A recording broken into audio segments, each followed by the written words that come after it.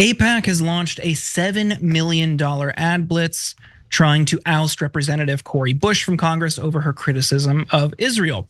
But one of their ads is getting pushback.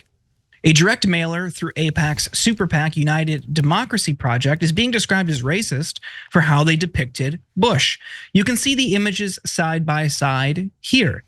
On the left, you can see the mailer United Democracy Project disseminated compared to the original image of Bush on the right.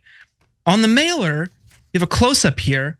Bush's forehead has been lengthened and her face has been altered to elongate her features. In a statement to the Washington Examiner, AIPAC decided to take aim at the outlet that reported on the ad, saying, first, the Intercept is a rabid anti-Israel fringe publication that takes every opportunity to attack supporters of Israel. This is a completely false and absurd accusation about an unmanipulated image that is just an attempt by Cori Bush and her allies to distract from the fact that she is one of the least effective members of Congress, has missed tons of votes, hasn't passed a single bill, and has opposed President Biden on key issues. As with most AIPAC campaigns against progressives, they don't lean into foreign policy. They focus more on domestic issues. In their ads against Cori Bush, they criticize her for opposing President Biden on key issues, namely voting against the infrastructure bill, which was part of Biden's Build Back Better framework. Bush and a handful of other progressives voted against the bill after Republicans and moderates stripped the legislation of key components of Biden's platform, including provisions from workers. Now, her AIPAC-backed opponent, St. Louis County Prosecutor Wesley Bell, is leaning into that line of attack, saying she's working against the Democratic Party. She voted against the bipartisan infrastructure bill, which is indefensible. In our system of government, when do you ever get everything you want? You can't just throw the baby out with the bathwater. You've got to work together. I mean, we'll have more in a minute on the state of this race, but Cenk, on this ad, what do you make of it? Do you think they did this intentionally? Is this just an editing accident? What do you think here? Yeah, no question they did it intentionally. The jaws much more elongated. The forehead is clearly sloped. There's no question about it. So you see the two pictures, and so why do they do it? Well, you know why they did it. You know what that looks like. And so it's disgusting, man. It's disgusting. Last time she ran, William Lacey Clay, who's also black, but obviously forgot that a long, long time ago, and had his white consultants darken her skin complexion. Like, look at how black she is. Yeah, nice work, idiots. And that's why he lost. That's among the reasons why he lost. And so look, this is gonna be an interesting race. And AIPAC is, of course, everything they say is a lie. So they're now pretending that they like Biden. They don't like Biden. They're a right-wing organization. And now they're like, golly, gee, Cori Bush didn't kiss Joe Biden's ass enough.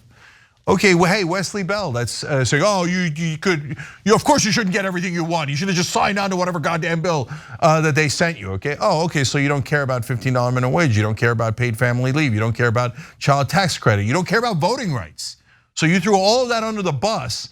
You don't care about any of those policies. That's Wesley Bell. When it comes to AIPAC, there's now, as you pointed out, 7 million in this race. They spent $17 million in Jamal Bowman's race. They're just going around the country buying seats. I mean, I don't think anybody's even listening to them anymore when they go, oh, that is so anti-Semitic. Golly gee, when I spent 17 million on a race, you're not allowed to say I'm buying that seat because of my religious background. Yeah. Wink. Yeah, no, I'm allowed to say whatever the hell I want. All these lobbyists buy these seats. Big Pharma does all the time. Oil companies, you name it, defense contractors. In this case, AIPAC is now one of the top 3 PACs. They used to be 11th, now they're up to number 3. They spend over $100 million going and saying, if you oppose Israel, we will buy your seat and hand it to a guy who's our puppet, a loser like Wesley Bell. And he'll do exactly as he's ordered. He'll shut up about it and he won't ever defy us. And by the way, again, every donor does that. So we can't negotiate drug prices in this country. Why? Because drug companies go to Democrats as well as Republicans and go, shut up and raise drug prices and don't complain about it, okay? You don't represent your voters, you represent me, I'm the donor, right? And that's what AIPAC's doing, and anyone who's pretending that they're not now looks comical. And why AIPAC did a racist thing, I'm so surprised. The people who say that Palestinian lives are worthless and that you could butcher 40,000 of them, including 15,000 children killed by the IDF, and they say, that's the most moral army. Well, if that's your definition of morality and you think Palestinian lives don't matter at all, well, are we surprised that you'd be racist against a black representative in America? Of course we're not surprised. You'd do anything to buy that seat. Hey, don't scroll away. Come back. Because before the video continues, we just want to urge you to lend your support to TYT. You power our honest reporting. You do it at tyt.com/team, and we love you for it. So we talked about it on the Super Tuesday special. AIPAC got involved in a primary in California in the 47th district where candidates were competing to replace Katie Porter. And they spent a few million attacking David Min. And on that issue, it was just, he had a DUI a year or two ago. And they spent millions attacking him for that. And the reason was that many reporters speculated was that he was just friendly with J Street, the slightly left of center pro-Israel group. He has not called for a ceasefire. He hadn't condemned Israel, nothing. His opponent in that primary, Joanna Weiss, was much more openly pro-Israel and defending everything Israel did. And even that slight deviation from him led to millions unsuccessfully being spent against him in that primary. So to your point, Cenk, it's not even just if they're criticizing Israel, it's if they don't completely toe the line. And that influence in our politics in that instance, thankfully, wasn't successful. But over the past few, and especially the high profile ones, I'm a little worried that they have totally outsized and unchecked influence in primary. So it's really important people get involved, especially because with Wesley Bell here, he has a history of being a conservative. In 2006, he managed an anti-abortion Republican candidates campaign. In 2009 and 2010, he donated to now Missouri House Speaker Dean Plocher's campaign to unseat a Democrat. He ran for his current position as a St. Louis County prosecutor on a pledge to make progressive change, but the incarceration rate among black women in his county has surged 60% during his tenure. And in June, he tried to mislead voters by claiming Planned Parenthood endorsed him, but they actually endorsed Bush. Last year, the same guy, Wesley Bell, was running in the Senate primary, potentially to face Josh Hawley in the general. And now, a leaked call from last June reveals that Bell assured Bush he had no plans of trying to primary Cori Bush. Take a look. Don't even think for even a second that that's the case. And I'm telling you right now, I'm telling you on my word, I ain't not running any shit. That is not happening. That is not happening. That was June 2023. Then the war in Gaza breaks out after October 7th. Cori Bush is one of the first members of Congress to call for a ceasefire.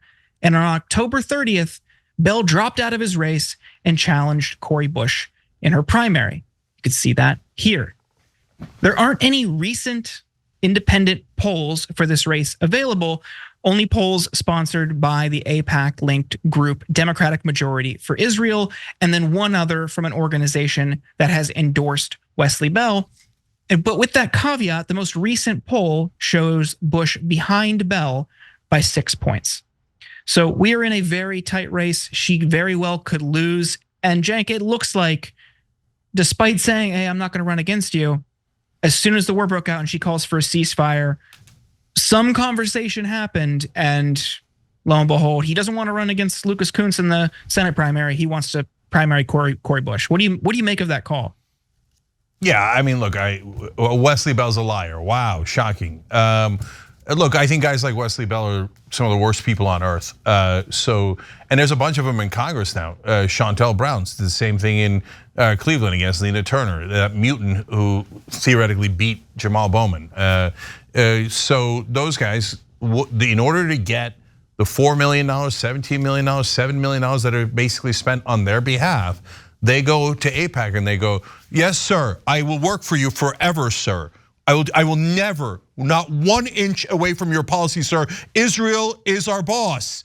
I will do anything Israel commands of me. That's who they are. They're pathetic, the lowest form of politician. Look, AIPAC went after Andy Levin, defeated him, spent $4 million against him, okay, from a legendary Jewish American family in Michigan. They don't care. You know why they went after Andy Levin? Because he's for a 2-state solution. That's the most benign, moderate position there is. That's the position of the United States government. They're like, we don't care. You dare to defy the right-wing government of Israel. Netanyahu's in charge of America. Bow your head, Andy Levin. And Andy Levin didn't bow his head, so they eliminated him. They bought that seat. So look, in a sense, I want to thank AIPAC for revealing the game. This is what every large donor does. And they look for the lowest people among us. They're like, which groveling bitch should I find to serve me? And invariably somebody raises their hand. Somebody like Wesley Bell goes, oh, I'll do anything you order me to do because I'm gonna get status and I'm gonna be a congressperson. Oh my God. And by the way, they're not wrong, it works. Chantel Brown now celebrated, beloved congresswoman. If they hear this, oh my God, in Congress, including the progressives, they'll freak out. They're like, you can't say that. You can't say that. Oh, come on, man. You know how, look guys, last story because it's so interesting. Nina Turner was running against 11 nobodies, okay? Nobody had ever heard of them. They were all polling in the single digits. And Chantel Brown got to be the one person mainly challenging Nina Turner by doing what? She put out a statement out of the blue on her website saying how much she loves and will serve Israel. And then voila, millions of dollars showed up to make sure that Chantel Brown won. So don't tell me she's a congresswoman from Cleveland. No, she's a congresswoman from Tel Aviv. Oh, are you offended? I don't give a goddamn that you're offended. I'm telling you things that are obviously true. The group that they use there, these are all AIPAC aligned groups, was Democratic majority for Israel that Jordan just mentioned here. Is it Democratic majority for Cleveland? Is it Democratic majority for St. Louis? No, it's Democratic majority for Israel. Wesley Bell, Chantel Brown, and these other people have to pledge their loyalty to a foreign government in order to be able to get into the United States Congress. The West Bank and Gaza Strip aren't the only occupied territories. The United States Congress is also occupied. Ryan Grimm and Jeremy Scahill at their new outlet, Dropsite News, did a story on this process to find a primary challenger for Cori Bush after this. And they wrote that the recruitment effort by AIPAC to find somebody to get in was described by consultants involved in this process as just a list of black people. So what they're looking for isn't somebody who they care deeply about or think is a good leader or someone who's electable. It's how can they lean into the progressive aesthetic or liberal aesthetic, but zero substance there. They offered essentially an endless supply of money and attack ads as we're seeing play out now. And then they hit, this is the playbook. You've mentioned it, we've talked about it before, Chantel Brown with Nina Turner. Those ads were Nina Turner criticized Joe Biden. Good. Well, look where we're at now. He's not even running again. It was anybody with a brain could see that in 2019 he wasn't good. But that's what they hit her on, and they're hitting her on this in such a disingenuous way because the progressives were holding out on that vote because they wanted more of Biden's platform in that bill. And it was getting hijacked by people like Joe Manchin, Republicans, and people like Josh Gottheimer, who is one of AIPAC's golden boys. He is part of this group of moderates in the House that tried to kill that on behalf of business interests, even though this is Biden's signature policy plank. This is what he ran on. His entire campaign was Build Back Better. They don't care about your loyalty to Democrats. They don't care about policy. They think you might be stupid enough to fall for these ads. And that's what they're doing again here. Yep. And ironically, they look for a black candidate and then they alter the image of the congresswoman in a racist way, like as if they care about black people. They don't care about that at all. They only have one qualification they're looking for.